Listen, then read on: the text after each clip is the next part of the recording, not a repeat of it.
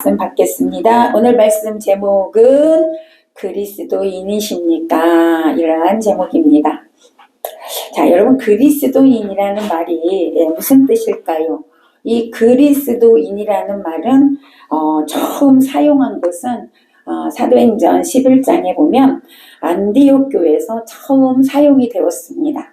이 안디옥 교회가 시작된 것은 이제 예루살렘에 핍박이 심했어요. 기독교인들이 핍박이 심해서 그 핍박을 피해가지고 이제 이렇게 많은 사람들이 흩어졌는데 그 흩어졌던 사람들이 이제 안디옥이라는 곳에 가서 복음을 전하게 되었습니다. 근데 이제 복음을 헬라인들에게 전했어요. 원래 처음에는 유대인들에게만 전했는데 이 안디옥에 가서는 이제 헬라인들, 이방인들에게 복음을 전했습니다. 그때 헬라인들이 이 복음을 받아들이는 사람들이 막 많아지는 거예요. 이 소식을 예루살렘 교회에서 듣고 이제 바나바라는 사람을 파송합니다.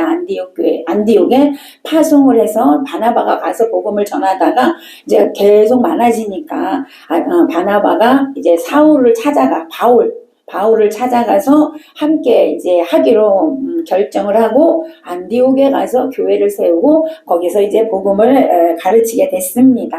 근데 이제 이 안디옥 교인들이 성도들이 그 복음을 받아들이고 말씀대로 살아가는 거예요. 그의 삶이 참으로 아름다운 삶을 이렇게 사는 것을 보고 그 옆에 주위의 사람들이 참 그리스도인이구나 라고 이제 불려져서 그때부터 그리스도인이라는 말이 생기게 되었습니다.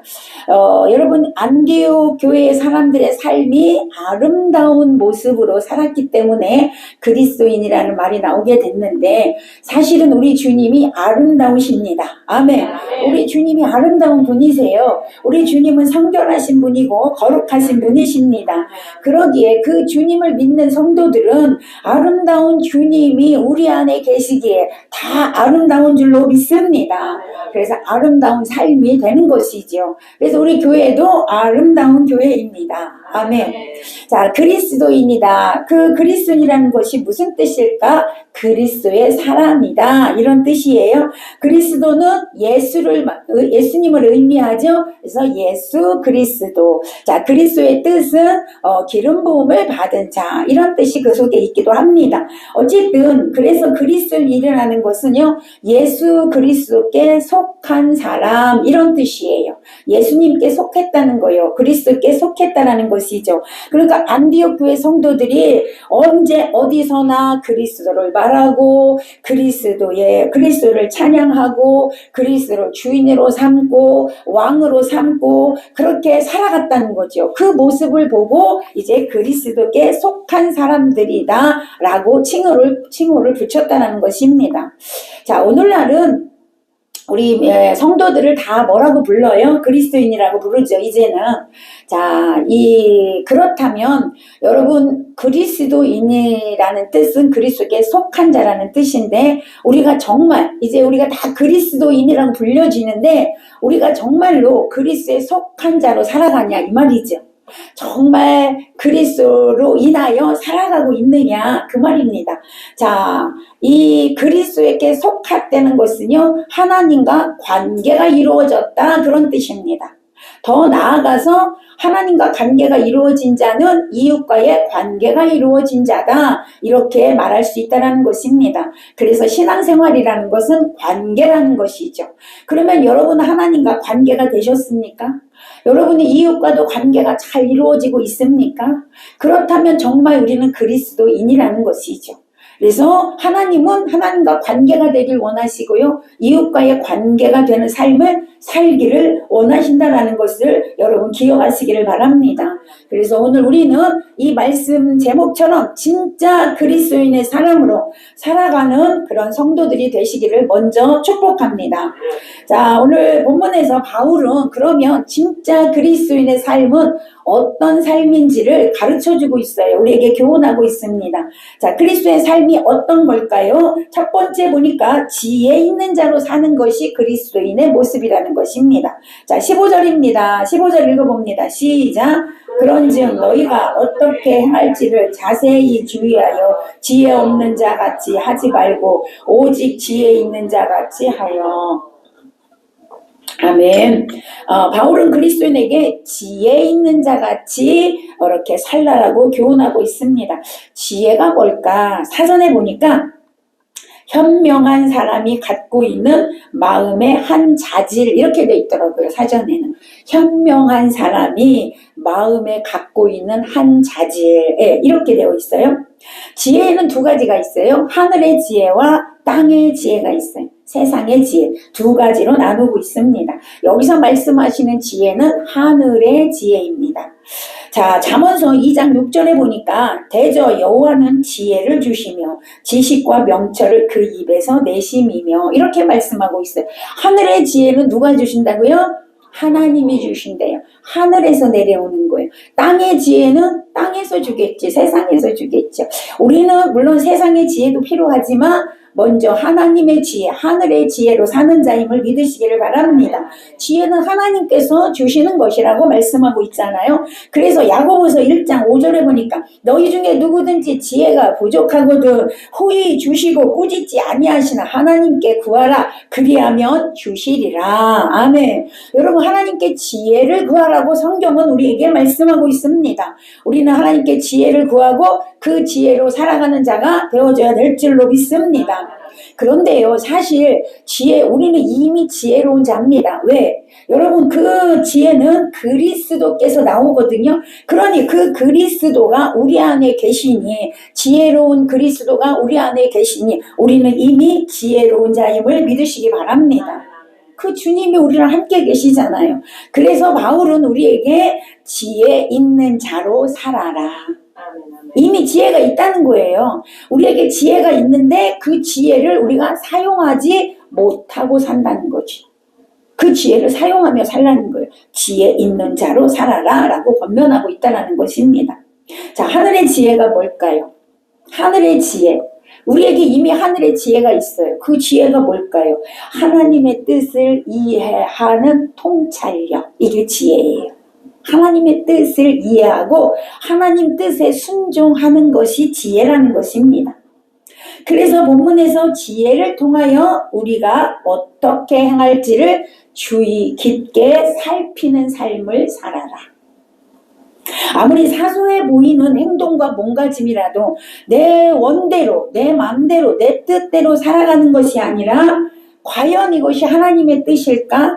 과연 내가 그리스도인으로서 합당한 삶을 살고 있는가? 이것이 교회에 유익이 되나? 이것이 하나님께 영광이 되나? 이것을 어떻게 해요? 생각하고 주의하여서 여러분 살아가는 그런 자가 되라고 오늘 바울은 우리에게 권면하고 있다는 것입니다. 잠언 3장 13절에서 15절을 보면 지혜를 얻는 자와 명철을 얻는 자는 복이 있나니. 아멘. 지혜가 있는 자는 복 있는 자래요. 여러분, 복 있는 자인 줄로 믿습니다. 아멘. 이는 지혜를 얻는 것이 은을 얻는 것보다 낫고 그 이익이 정금보다 나음이니라. 지혜는 진주보다 귀하니 내가 사모하는 모든 것으로도 이에 비교할 수 없도다. 아멘. 여러분, 하나님이 주시는 지혜를 얻는 자는 복 있는 자고요. 지혜는 은을 얻는 것보다 귀하대요. 정금보다 낫대요. 진주보다 귀하대요. 여러분, 우리는 정금 되게 좋아하잖아요. 진주 좋아하잖아요. 은도 좋아하고 금도 좋아하고 다 좋아하는데 그것과 비교할 수 없는 것이 지혜다 라고 말씀하고 있습니다. 주 예수보다 더 귀한 것은 없네. 예수 밖에는 없네. 아멘. 예수보다 귀한 건 없어요. 지혜보다 귀한 건 없어요. 여러분, 지혜로운 자가 되시기를 바랍니다. 예수 그리스도가 지혜예요. 여러분, 믿으시기 바랍니다. 그래서 지혜가 생명나무라 잠언서에 말씀하잖아요. 지혜로 사는 자는 생명나무 원리로 사는 자예요. 생명에 이르는 자가 된다, 그 말입니다. 그러므로 우리는 오직 예수 그리스도의 지혜로 살아가는 자들이 되시기를 축복합니다. 그러니까 늘 하나님의 뜻을 분별하며 사는 게 지혜로운 자입니다. 자, 그러면 지혜로운 자는 어떤 삶을 살까요? 자, 세월을 아끼는 삶을 산다는 거예요. 지혜로운 자는요. 16절입니다. 시작. 세월을 아끼라. 때가 악하니라. 자, 세월을 아끼래요. 세월을 아끼라. 세월이란 단어는 헬라어에서 두 가지 의미가 있습니다. 하나는 크로노스라고 하는데 우리가 살아가는 시간을 얘기해요. 분, 초, 이런 거. 연대적에 흘러가는 그런 시간을 나타냅니다. 다른 하나는 카이로스라고 하는데 이 카이로스는 어떤 한정적이고 고정된 어느 일정한 시기를 나타내는 단어입니다. 성경에서 이 카이로스는 하나님의 계획 속에 작정되어져서 주어진 특정한 시간이다. 이렇게 말씀하고 있어요. 하나님이 계획된 시간, 하나님이 작정한 시간. 이것이 여러분 카이로스라는 거예요. 그래서 우리가 그런 말 많이 하잖아요. 기도를 해도 하나님 때에 이루어진다. 그지요? 이 때가 카이로스라는 거예요. 오늘 여기서 말하는 세월이 바로 카이로스라는 거죠. 자, 그러면 세월을 아껴라. 이거는 시간을 아껴라. 이 말인데 내게 주어진 환경을 최선을 다해서 최대한 잘 활용해라. 그런 뜻이에요. 내게 주어진 시간, 하나님께서 내게 주어진 시간, 그 시간을 잘 활용을 해라. 그런 뜻이라는 거죠. 자신에게 이 기회가 주어졌을 때 그것을 활용하지 않으면 다시 그 기회가 오지 않기 때문입니다. 그래서 내게 주어진 시간을 잘 활용하는 자가 되어줘야 되는데 왜 시간을 이렇게 잘 활용해야 될까? 오늘 뭐라고 말씀하냐면 시대가 악하기 때문이다 라고 말씀하고 있다는 거예요.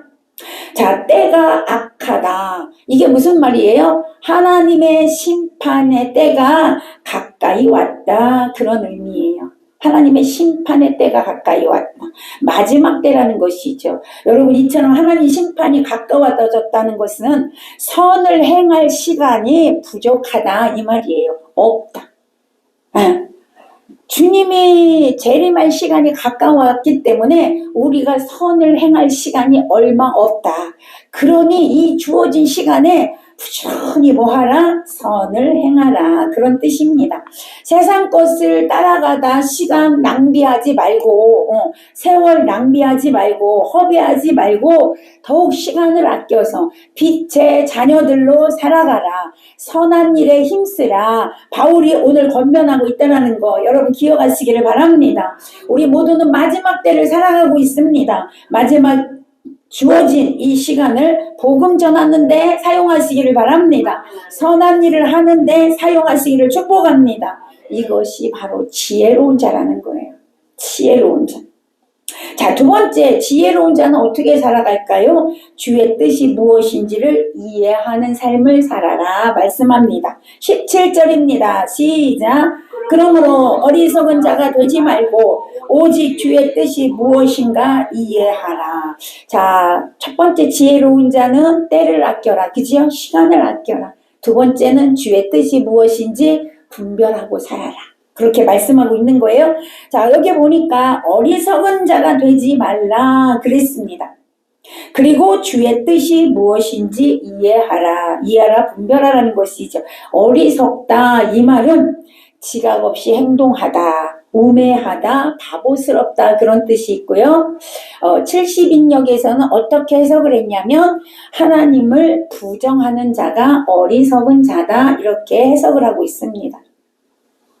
자, 우리는 바울의 권면대로 항상 주님의 뜻을 분별하여 그 뜻대로 사는 자가 되어져야 될 줄로 믿습니다. 이처럼 새 사람이 된 그리스도인은 이 악한 세대에 하나님이 바라시는 뜻이 무엇인지를 우리는 깨달아 그 뜻대로 살아가야 한다는 것이죠. 그래서 로마서 12장 2절에 보면 너희는 이 세대를 본받지 말고 오직 마음을 새롭게 하여 변화받아 하나님의 기뻐하시고 온전하시고 선하신 뜻을 무엇인지 분별하도록 하라 라고 말씀하고 있습니다. 이렇게 하나님의 뜻이 분별하며 살기 위해서는 무엇보다 성령의 조명이 필요합니다. 성령님이 가르쳐 주셔야 깨닫는 거예요. 우리의 육적으로는 이성적으로는 절대로 하나님의 뜻을 깨달을 수가 없습니다. 그래서 성령님이 가르쳐 주셔야 되는 거예요. 성령이 우리에게 임하면 가르쳐 주신대요. 성령이 우리에게 임하면 깨닫게 하신대요. 성령님이 우리에게 임하면 우리의 길을 인도하신대요. 이끌어 가신대요. 아멘. 그래서 하나님의 뜻을 분별하고 또 더불어 그 뜻을 분별했다면 우리는 그 뜻대로 살아가는 희생적인 삶이 있어야 한다는 것입니다. 그런데 이러한 삶이 처음부터 잘 되지 않습니다. 그래서 계속 연습하고 훈련하고 반복해서 해야 주님의 뜻이 무엇인지 영으로 알아지게 되고요. 이제 그 뜻대로 사는 자가 되어지는 것입니다. 그래서 우리는 계속해서 반복적으로 훈련을 하는 자가 되어줘야 된다는 것이죠. 그럴 때 하나님께 영광이 되고 우리 하나님은 영광 받으시는 줄로 믿습니다. 자, 큰 두 번째, 그리스도인은 어떤 삶을 살아요? 성령 충만한 삶을 삽니다. 자, 18절입니다. 18절 시작. 술 취하지 말라. 이는 방탕한 것이니 오직 성령으로 충만함을 받으라. 자, 바울은 술 취함으로 인한 방탕한 생활에 대해서 경고하고 있어요.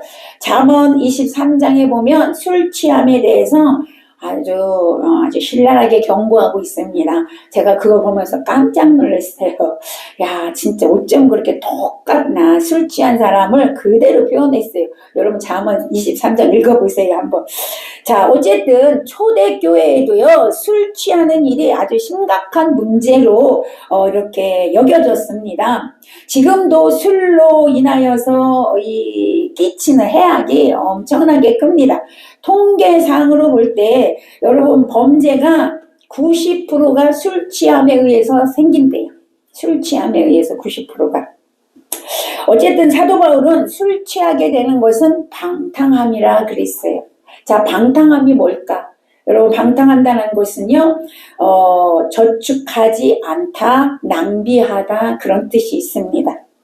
자, 술 취함은 우리의 남은 시간을 낭비하는 행위라는 거예요. 아니 술 취하는 게 뭘 우리 시간을 낭비할까? 이런 생각이 들 수도 있지만 술 취함은 단지 그 자체가 문제가 될 수도 있지요. 그러나 그 자체 문제만을 얘기하는 게 아니고 그것으로 인하여 여러분 생활이 무절제하게 돼. 그렇지 않아요? 무절제하게 되고요. 방탕하게 된다는 거죠. 여러분 술 취함으로 인하여 시간이 얼마나 낭비되는지 아십니까? 굉장한 낭비가 된다는 거예요. 그걸 지금 말씀하는 거예요. 그래서 그런 삶은 구원과 상관없는 삶이 될 수도 있다. 이런 뜻입니다.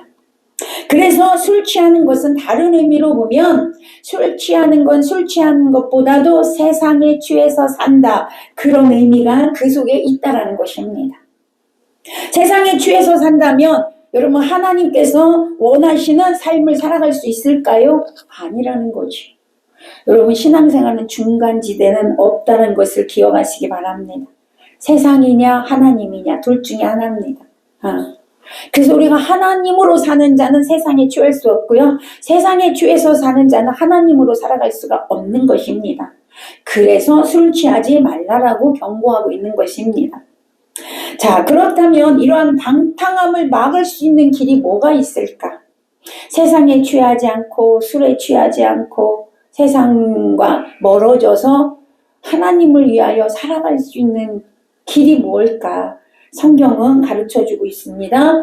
다른 길은 없대요. 오늘 우리가 보니까 본문에서 뭐라고 얘기하면 오직 아멘. 오직 한 가지가 있어요.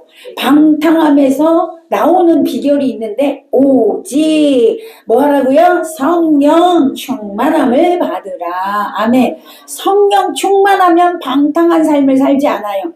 성령 충만하면 시간을 허비하는 삶을 살지 않는다는 것입니다. 그래서 그 방탕함에서 돌이킬 수 있는 방법은 오직 성령 충만함이다. 여러분이 거기서 아무리 돌이키려고 해도 돌이켜지지 않습니다. 여러분이 노력해도 안 됩니다. 여러분 세상 사람들도요 다 방탕한 삶 살지 않고 싶어 해요. 근데 안 되니까 사는 겁니다. 근데 되는 비결이 있다고요. 그게 뭐라고요? 성령 충만함. 오늘 그래서 바울은 성령 충만함을 받으라고 교훈하고 있습니다. 여러분 성령 충만한 모습은 어떻습니까? 성령 충만은 이례적인 게 아니고요. 저와 여러분은 예수를 믿는 동시에 이미 성령이 내주에 계십니다. 그러면 성령 충만은 뭐 하는 거예요? 계속 받는 거야. 날마다 받는 거예요. 그래서 내 안을 꽉 채워가지고 더 이상 채워질 게 없어서 이제 뭐 하는 거예요? 흘러 넘치는 게 성령 충만이에요.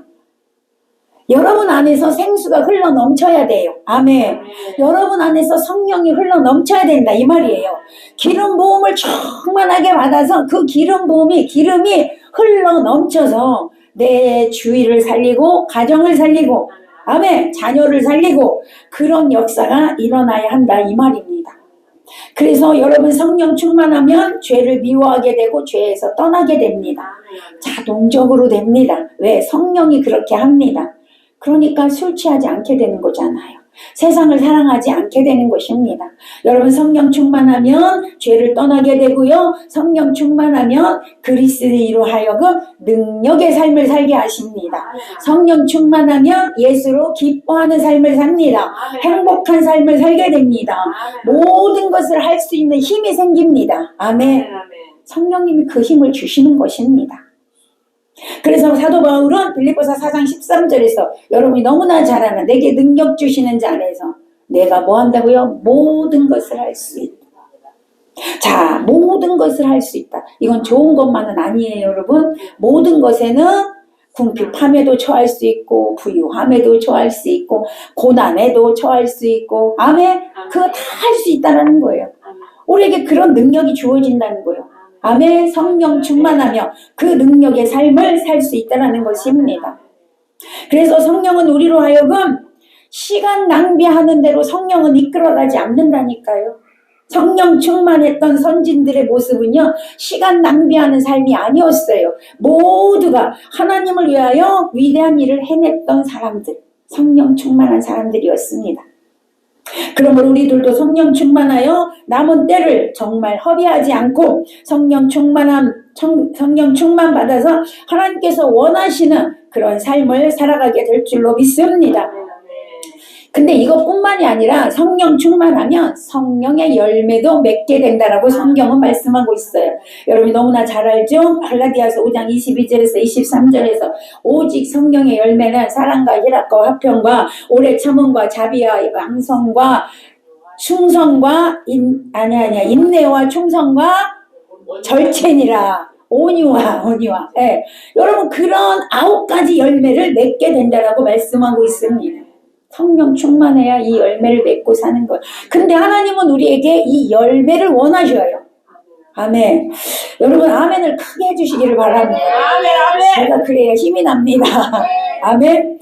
자, 그러니까 성령 충만한 사람은 성령의 열매를 맺게 된다라는 것인데 여기 보니까 이 같은 것을 금지할 법이 없다. 그러니까 성령 충만한 사람은 성령의 열매를 맺는데 방해하는 세력이 있다 없다? 없다는 거예요. 우리는 성령 충만받아 성령의 열매를 맺고 사는 자가 되시기를 바랍니다. 이렇게 성령 충만받아서 우리는 교회의 덕을 세우고 성도간을 사랑하며 하나님의 뜻을 이뤄가는데 쓰임받는 성도가 되어줘야 한다는 거예요. 사랑하는 여러분, 성령 충만받아 은사 나타나서 어떤 능력을 행하는 거 너무 좋은 일이에요. 그러나 여러분 성령의 열매를 가지고 사랑하고 하나님의 뜻을 이루어가는 것을 하나님은 더 원하신다는 걸 기억하시기 바랍니다. 우리 모두 날마다 성령 충만받아 열매 맺는 삶이 되시기를 축복합니다. 자, 세 번째 늘 찬송과 감사가 넘치는 삶을 살아요. 그리스도인은요. 찬송과 감사. 자, 19절에서 20절 읽어보겠습니다. 시작. 시와 찬송과 신령한 노래들로 서로 화담하며 너희의 마음으로 주께 노래하며 찬송하며 범사에 우리 주 예수 그리스도의 이름으로 항상 아버지 하나님께 감사하며. 자, 그리스도께 속한 사람들에게서 나타나는 현상이 있는데 첫 번째로 뭐예요? 찬양으로 하나님께 영광 올려드리는 삶이다. 찬양은 성도의 의무입니다. 하나님께서 우리를 창조하신 목적이 찬송받기 위해서 창조하셨대. 이사야 43장 21절에 보니까 이 백성은 내가 나를 위하여 지었다니 지었나니 나를 찬송하게 하려 함이라. 자, 여러분의 목적이 뭐예요? 찬송이에요. 하나님 찬양하는 거예요. 여러분 찬양을 얼마나 하십니까? 내가 그리스도인이라는 모습이 뭘로 나타난다고요? 찬양으로 나타난다. 하나님은 찬양받기 위해서 우리를 만드셨는데 그리스도인이라고 하면서 하나님을 찬양하지 않는다면 여러분 그가 어찌 그리스도인이라 할 수가 있겠습니까? 여러분 곡조 있는 찬양도 찬양이고 여러분의 입술로 하나님을 찬양합니다 하는 것도 찬양이에요. 그러므로 여러분은 날마다 하나님을 찬양하는 자가 되시기를 바랍니다. 그러니까 그리스도의 삶이 살고 있는가 살지 않는가의 그 척도가 뭐냐? 찬양이라는 거예요. 찬양. 여러분 모두 찬양하는 삶이 되시기를 축복합니다. 에레미야서 20장 13절에 보니까 여호와께 노래하라. 너희는 여호와를 찬양하라. 아멘. 시편 150편 6절에 보니까 호흡 있는 자마다 여호와를 찬양할지어다. 여러분 호흡 있습니까? 아멘. 숨 쉬고 있습니까? 아멘. 찬양하시기 바랍니다. 아멘. 숨 쉬고 있는 자는 다 찬양해야 돼. 죽은 자는 찬양을 못합니다. 그런데 여러분 호흡이 있으면서도 찬양을 안 해. 그죠? 세상 사람들 안 하잖아요. 왜 안 해? 영의 호흡이 없다 이 말이에요. 영이 죽었어. 그러니까 하나님을 찬양 못하는 거야. 여러분은 영의 호흡도 있고 육의 호흡도 있어. 그러니까 찬양하며 살아야죠. 아멘. 우리 모두 찬양하는 자가 되시기를 축복합니다. 자, 우리의 생명을 구원하여 주셨기 때문에 찬양해야 되는 거예요. 아멘. 여러분의 생명을 예수님이 구원하여 주셨잖아요. 그러니까 그 은혜에 감사해서 하나님 앞에 영광 올려드리는 찬양이 있어야 될 줄로 믿습니다. 자, 다른 하나는 뭐예요? 하나님께 범사에 감사하는 삶이래요. 그리스도인은요 감사하고 사는 사람이래요. 내 삶에 감사가 없다? 그리스도인이 아닙니다. 어떻게 감사를 안 할 수 있어요? 물론 여러분은 감사 다 하고 살아요. 아멘. 그지요? 감사하며 사는 줄로 믿습니다. 하나님의 은혜를 체험하고 사는 사람은요 이렇게 범사에 감사할 수밖에 없습니다. 하나님의 은혜를 아는데 어떻게 감사하지 않을 수 있어요? 자, 그럼 어떻게 감사해야 될까? 오늘 성경에 기록하고 있어요. 바울은요 우리 주 예수 그리스도의 이름으로 감사하라. 아멘. 그냥 감사가 아니고 예수 이름으로 감사하래요. 성도는 예수 그리스도의 이름을 통하여 하나님께 감사하는 자들이에요. 그것은요 모든 영적인 축복이 그리스도의 안에서 즉 그리스도를 통하여 오기 때문이다. 그리스도를 통하여 오기 때문에 하나님은 예수 그리스도의 이름을 통하여서 성도에게 은혜를 주시고 그리스도의 이름을 통하여 감사와 기도를 받으시기 때문입니다. 그래서 여러분 기도할 때 마지막으로 뭐라고 기도해요? 예수 그리스도 이름으로. 그렇지. 여러분 이게 빠지면 안 되는 거예요.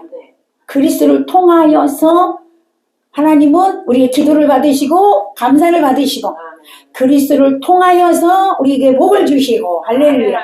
그래서 예수 이름으로 우리는 감사하는 자가 되어줘야 된다는 것이죠. 우리 예수 그리스도를 인하여 구원받았기 때문입니다. 예수 그리스도가 아니면 저와 여러분이 어찌 구원을 받을 수가 있겠습니까? 지금도 사망으로 달려가고 있을 것이고 우리의 결국은 사망이었습니다. 그러나 예수님께서 우리를 구원하여 주시고 사망에서 생명으로 건져주셨기에 그리스도를 통하여 하나님께 복을 받는 자가 된 것입니다. 그러므로 감사하는 자가 되어져야 될 줄로 믿습니다. 우리 모두 감사하는 삶을 사시기를 바랍니다. 마지막으로 21절에 보니까 그리스도를 경외함으로 피차 복종하라 그랬습니다. 그리스도인은요 그리스도를 경외하는 자예요. 아멘. 그리스도를 사랑하는 자예요. 아멘. 예수 그리스도를 경외하는 자들이기에 우리는 뭐 하래요? 서로 존경하고 서로 섬기는 자들이 되어라. 왜? 예수님이 섬기는 자로 사셨기 때문에 그렇습니다. 그런데 이 모든 것들은요 강요에서가 아니라 강요에 의하여서가 아니라 사랑하는 마음으로. 아멘. 사랑하는 마음으로. 왜? 우리 형제 자매니까 사랑하는 마음으로 섬기고 희생하고 피차 복종하고 아멘. 그렇게 살아가라고 말씀하고 있습니다. 우리 모두가 그런 자가 되시기를 축복합니다. 아멘, 아멘. 말씀을 오늘 맺겠습니다. 오늘은 본문을 통하여서 그리스도인은 어떤 삶을 살아야 하는지 바울이 우리에게 교훈해 줬습니다. 첫 번째, 지혜로운 삶을 살라고 하셨습니다. 지혜로운 사람은 시간을 낭비하지 않고요, 주의 뜻을 분별하여 순종하는 삶이라고 했습니다. 성령 충만함을 살라고 하셨습니다. 찬양과 감사로 하나님께 영광 올려드리는 삶을 살라고 하셨습니다. 서로를 사랑하고 존경하며 섬기는 삶을 살라 하셨습니다. 우리 모두는 진짜 그리스도인이 되시기를 바랍니다. 진짜 그리스도인이 되셔서 이 말씀대로 살아감으로 하나님 앞에 영광을 올려드리는 저와 여러분 되시기를 예수님의 이름으로 간절히 축원합니다. 기도하겠습니다. 하나님